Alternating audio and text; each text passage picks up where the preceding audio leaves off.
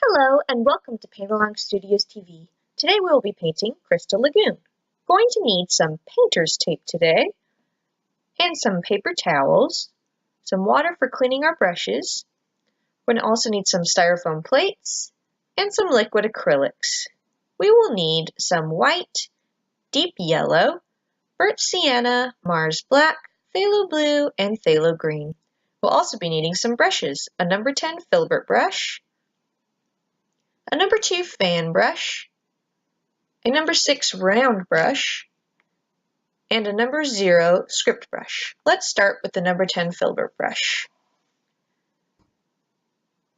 Okay, we're going to start with our night sky, so we're going to need a small dab of white, 2 big scoops of phthalo blue, and 1 big scoop of Mars black.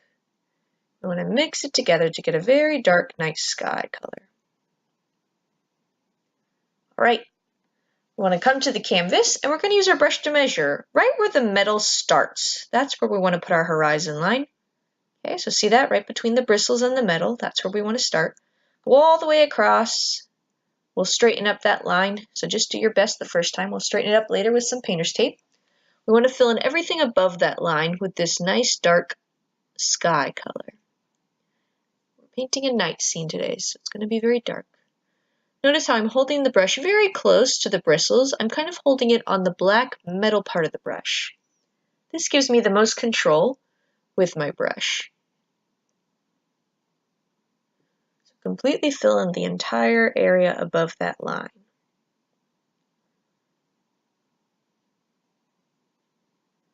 Alright, we want to get 1 scoop of white and 1 scoop of blue. We want to get a little bit lighter version of our night sky. Okay, and we're going to work it into the canvas. So we'll have a little bit less in our brush, use a paper towel, get some out, and start scrubbing it into the canvas. I'm not lifting up my brush too much, I'm just kind of scribbling and pushing it into the wet paint so it mixes with it. We want to get some different sort of shades going on. Okay, if that happens, if you get a whole bunch right there and it's not mixing in, wipe your brush out and then smear it around until it starts fading. See how it's getting a little bit darker? It's either going to mix with the color or it'll fade and get smeared very lightly over top of it. We want to have some different sort of things going on in the air, almost like a mist or some sort of clouds. Nothing too specific though, they're not very strong clouds, it's more like a fog.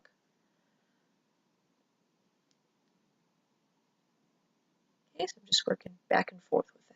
We want to create a silhouette where the moon's going to go. This is going to be part of the moon glow, so I'm making it bigger than what I want my moon to be. A little bit close to the horizon line. Okay, I'm going to squeeze my brush so I can start fading out this color. Okay, I'm using the brush as a tool. I'm trying to get it to fade out along the edges. So I'm letting the bristles touch, and I'm going around those edges. So it's pulling some of the paint out. Then I'll even grab some of the dark color that I was using before, and I'll go around the edges one more time, just so it looks like a nice glow that's kind of fading along the edges, getting a little bit darker along those edges. Let's clean our brush. This brush is a stiff bristle brush, so pound it up and down in the water. And then you want to squeeze the water out. We're using liquid acrylic. We don't want to add any extra liquid. Go ahead and squeeze that water out of there. Okay, let's mix a new color. We're going to go ahead and get a scoop of white, a scoop of burnt sienna, and a scoop of deep yellow. We want to make our dark sand color. We also want a small dab of Mars black in there, just to make the sand very dark. It is a night scene. Okay, we're going to come down here. I like to leave about half of my brush. So if my brush were cut in half, that's about where I start.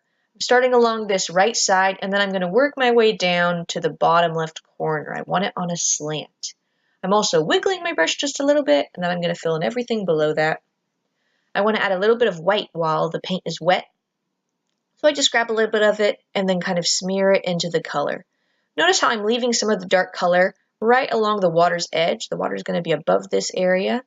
So I want it to be a tiny bit darker right there. So I'm not really pushing the paint too far up into that area. Okay, I'm going to squeeze my brush out. I need a little bit of it in my brush, so I'm not going to clean it quite yet. Okay, so there's still some in there. I'm going to get 1 scoop of white, And a little bit of phthalo green, a little bit of phthalo blue, just a small dab of each of those. I'm going to mix it in with whatever's left in my brush, so I'm smushing those bristles down into it. It's not going to be a clean color, it's going to be a little bit of that sand color mixed in there. Okay, I'm going to take my brush, and I'm going to come right along the water's edge. Okay, nice big stroke. The sand is still wet. I'm going to actually use that. I'm going to get it to blend a little bit. So once I get all the way across, I'm going to go back and forth, letting those bristles touch a little bit of the sand color and a little bit of the ocean color that I just made. Okay, see how it's getting a little bit fuzzy at the edge? Still have the dark sand color right next to it, but it's blending slightly. Okay, then I'm going to kind of wipe my brush and add a little bit extra of it along the top. I don't really want to drag too much of the sand up into the water color, so I cleaned my brush in between that part.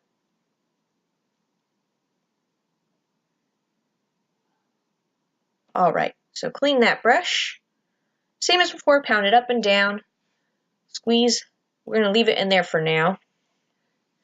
Okay, we're going to switch to the fan brush. Go ahead and grab that one. We're going to just come with some black so we don't have to mix anything. I'm going to go ahead and create my little island. I'm going to start with a line, kind of a little bit below the moon, kind of to the right side of it though, not directly below it. Then I'm going to start dabbing my little island above it. I'm kind of poking the canvas with this brush, going dab, dab, dab, dab, dab, dab, dab. I'm putting all the dab marks really close together along the center, and then towards the top, I'm letting them be a little bit further apart. Okay, and some are a little higher, some are a little lower, creating a little bit of an island view. That one we stir it back and forth. Switch to the red handle brush. We need some white. Put our moon, we want to put our first coat of our moon there. I'm going to go all the way around with that.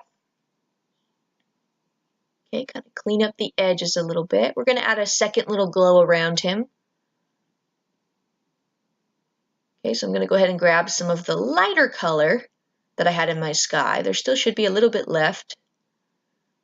Okay, I'm going all the way around with it. So that kind of fog color that we mixed into there. Put it all the way around. And then we want to get a slightly darker color. So I'm grabbing a little bit of the darker color and I'm going all the way around again. And I'm going to use my finger to try to get those two colors to blend. I'm going in the same direction though, in a nice big circle around it. We'll need some painter's tape next. Make sure your island is dry and then go ahead and put your tape on. Look how I am leaving a little bit of the sky and a little bit of that black island at the bottom. And I'm pushing from the center all the way to the edges with my fingers to get rid of any air bubbles. Okay, don't let it touch any white. Let's go ahead and switch plates so that we have something clean to work with. We're going to start with the nice dark watercolor right at the horizon line. So we'll need a big scoop of phthalo blue, a scoop of phthalo green, and a scoop or just a small dab of Mars black. Mix it into there. Okay, I'm going to come right along the horizon line. See how I'm letting the brush touch both the tape and the canvas at the same time. I want to go back and forth a few times. Okay, and then I'll add a little bit more to the bottom of it. I'm also going to start working on my slant. See how the water slants? We want to have more of this color along this left side. So it's going to have a little bit of a slant to it. Okay, so the same color, we're going to be adding a little bit of white to it. We want it to get lighter and lighter as we travel down. Okay, so I'm coming down a little bit further with my slightly lighter color. It's kind of a medium color now. Now I'm going to get those two colors to blend. I'm going to wipe it on a paper towel. Very gently brush back and forth where the dark and the medium color touch, and this will help it blend. I'm using the brush as a tool. So I'm wiping most of the paint out when I do that. More white, and we're going to keep traveling down. We want about 4 different shades of color. Okay, so this one's super, super light, so kind of a very light turquoise. I'm filling up most of the area that's left, making sure that there is more of it along that left side, okay? Continuing that slant process. Okay, again, we're going to blend. These two colors are significantly different, so we will have to blend right where the medium color touches this light color. Again, I'm letting some of the color kind of mix with both of them. I'm letting the bristles touch both the medium and the light color.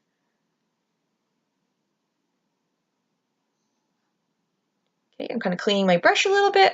Now I just want to get some white with whatever's left in my brush, and I want to fill in that last little gap in my water. Okay, so whatever's left down here, it's going to kind of match the color I was using earlier. Just make sure it's about the same lightness, so it's not as dark or it's not as light. Okay, I'm going to clean my brush again, and I want those two areas to blend, so I'm very gently touching both of them. Using the brush as a tool rather than keep adding more paint, just use it as a tool. And I'm just going to even it out just a little bit. I want the paint to dry evenly, so I don't want any bubbles of paint. Just trying to get rid of any extra paint. Okay, and then I'm going to go ahead, I'm going to take that tape off. I'm hanging onto the canvas with one hand and pulling the tape off with the other, and I have a nice straight horizon line there. I'm switching to the little tiny blue brush. We want to do a palm tree next. Okay, I'm going to make a nice line, leaving some space from the top, coming down and not exactly touching the sand, a little bit above it. A nice slant. I'm going to go back and thicken it. I try to do it in one stroke the first time, and then anywhere I ran out of paint, I go ahead and add some more. You'll want the water to be kind of dry, but it won't matter if it's a tiny bit wet because black's a very strong color. I also thicken it a little bit at the base, and then I'm going to add these nice curved branches. Okay, they all kind of curve down. Even the one that I'm going to put at the top here is going to curve either a little to the left or to the right. Okay, they're somewhat the same size, but some of them are shorter and longer. We're going to have the little tiny leaves grow out of it. I have to trace, so I'm tracing the actual branch and then pulling away. I'm pulling down. Trace, pull down, trace, pull down, trace, pull down. Okay, don't just stick them wherever you want. Start right at the base, right where the plant starts. I'm also resting my pinky or my wrist somewhere dry, so I'm barely touching the canvas and I can get nice thin strokes. It takes a little bit of practice, but try it. Okay, so I'm always tracing. I'm always starting right on the branch, starting from the center. Trace, pull away, trace, pull away, trace, pull away. I also make sure the leaf on the very end is the longest. Okay, and they're all pulling down. I'm not focusing on the tops yet. I'm mainly going to just do the underside of each branch, all the way to the very tip. Also, you can kind of flick your brush away from the canvas, and you'll get these nice kind of tapered edges, a little bit skinnier. Okay, I can add a few to the top ones. Still kind of tracing and pulling away. These ones can tilt up slightly though. You can defy gravity just a little bit. Okay, I'm going to clean this brush. I'm going to go back and work on my moon again. I want it nice and bright, so I'm going to do a second coat. Okay, that one I kind of stir my brush around and then dry it. I'm a little more gentle with that brush, cleaning it. I'm going to do a layer of white inside of the moon, so it's nice and wet, and it's also a nice clean coat. Okay, and then I'm going to mix a color to make the little moon craters. I need a scoop of blue, a scoop of Mars black, and a scoop of white. I'm going to mix those together. I'm also going to have a paper towel handy. Okay, I'm going to touch, touch, touch, make little tiny spots or dashes.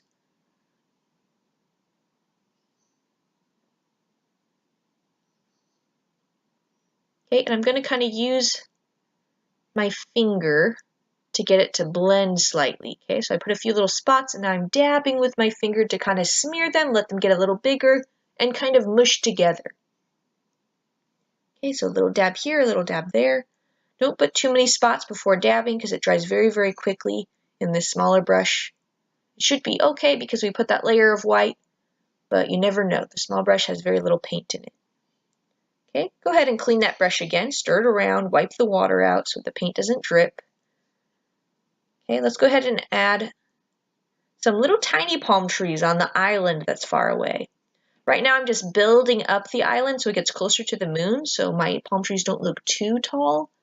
I want them to look like they're far away, so I want them to look very, very small and short. I'm going to make two little lines that are going to touch the very bottom of the moon. Okay, they're kind of close together. One's a little higher than the other. Now, since they're far away, I'm not going to add leaves, but I am going to add those nice curved branches. And I can let the curved branches be a little bit thicker than what I was doing on the big palm tree.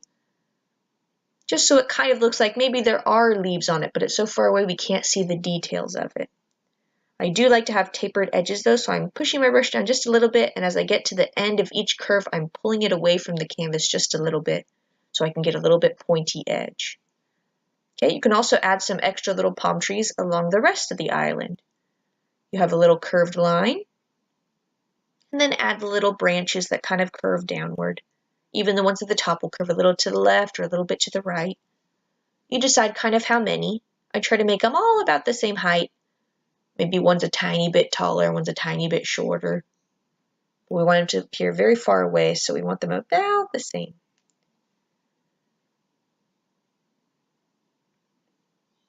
So I'm going to stick that brush in the water. I want to switch back to the fan brush. That one you sweep back and forth on the bottom of the glass and then sweep it back and forth on a paper towel. Think like a broom. We're going to add our little waves in the water. So I have some white and I'm going to dab them on. I'm kind of touching, kind of like a woodpecker, bang, bang, bang, bang, bang. I'm creating a little bit of waviness. It's not going straight across. I'm coming up a little bit, coming down a little bit. Okay, right along the sand line, so it's kind of touching some of the water and then coming a little bit onto the sand. Just a few little waves. Then I'm going to have another little wave that's actually on the sand. Okay, again, that one can kind of come up and kind of come down. And I'm dabbing, letting it get a little messy here and there. You know, the sea foam can break away slightly. So this one's like the wave that's pulling back into the ocean. It's mostly clear because there's less water now. Then I'm going to add a few little waves above that. I'm remembering to stay with the slant, okay? I do want to start getting a little more straight as I travel up, meaning that I'll slant these ones a little bit less, but they're not going straight across either. I'm making them shorter than that line that goes all the way across. So I'm putting a whole bunch of them here. I'm letting the brush not get too close to the darker colors though. I'm going to switch to the little tiny brush for that. Again, I'm drying it off. I'm going to get some white in it. I'm going to create a very strong glow right below the moon.